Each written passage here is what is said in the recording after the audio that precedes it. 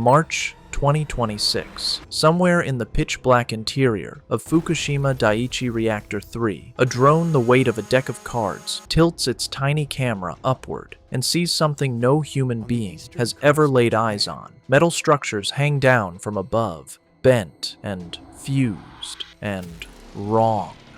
Below them, the floor of the reactor, and dripping down into the frame, frozen in place, lumps of something that melted, flowed, and then stopped. After 15 years, a machine had finally reached the bottom of one of the most dangerous places on planet Earth and looked the disaster directly in the face. This is Fukushima's deadliest secret. Not a cover-up, not a conspiracy, something stranger.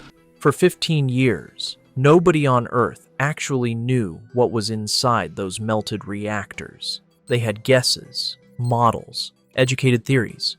It was a natural disaster that led to one of the worst nuclear accidents in history. But no one had ever seen it, because the moment you tried to get close, the radiation would kill you in seconds. And in 2026, that secret finally started to come into the light. And what it revealed is that Fukushima is nowhere near safe, and won't be for longer than any of us will live. Let me show you what they found, and why it matters more than you'd think.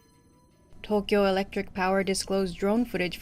What actually melted in there? Where did it go? And why, a decade and a half later, has no human being been able to so much as touch it? Stick with me, because the answer rewrites what cleanup even means. Let's rewind to where it began. March 11th, 2011, a magnitude 9 earthquake, one of the most powerful ever recorded, strikes off the coast of Japan. Then the tsunami arrives. At the Fukushima Daiichi power plant, the wave swamps the backup generators, the cooling systems die, and over the next few days, 3 reactor cores, units 1, 2, and 3, overheat and melt down. That part most people know. Here's the part they don't. Almost the instant those cores melted, Fukushima became a place no one could enter. Inside the containment vessels, radiation levels were lethal in seconds, not minutes, seconds. So for more than a decade, everything we thought we knew about the melted fuel was a guess. It was inferred from pressure gauges, from computer simulations, even from scanning the reactors with cosmic particles from space,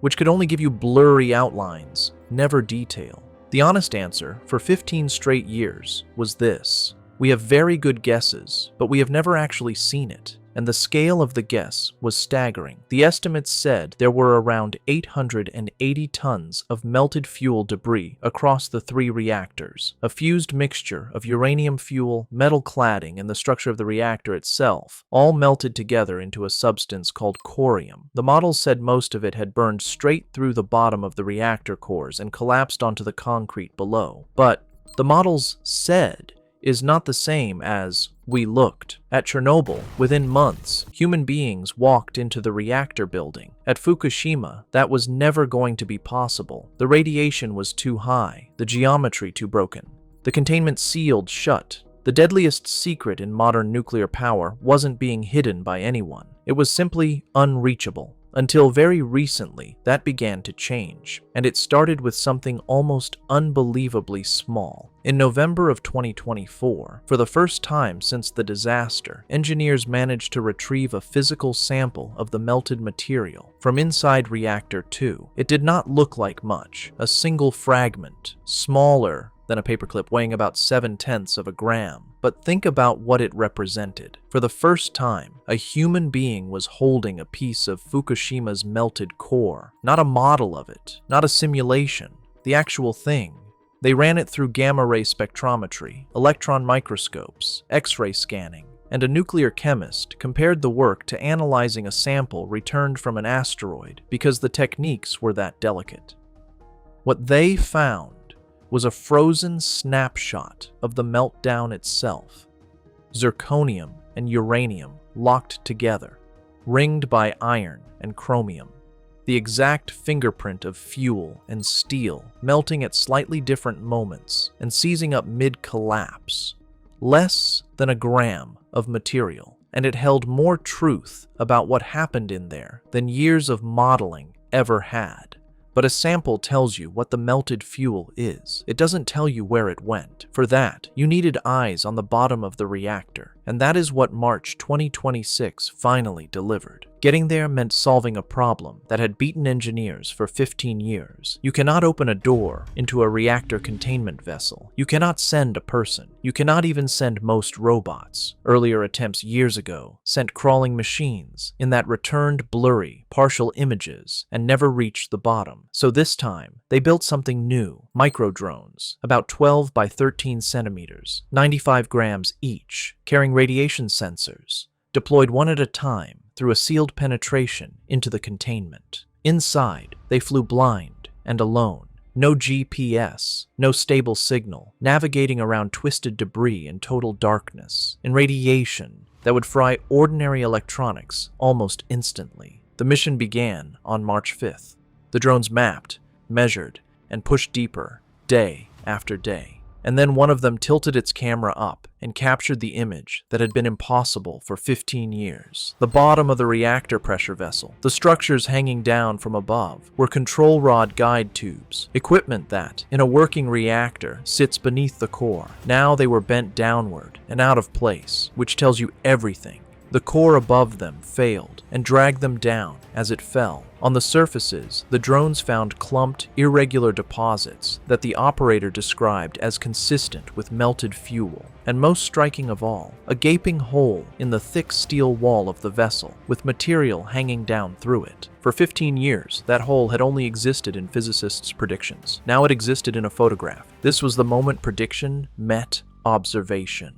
We finally looked, and the nightmare scenario was exactly where the math said it would be.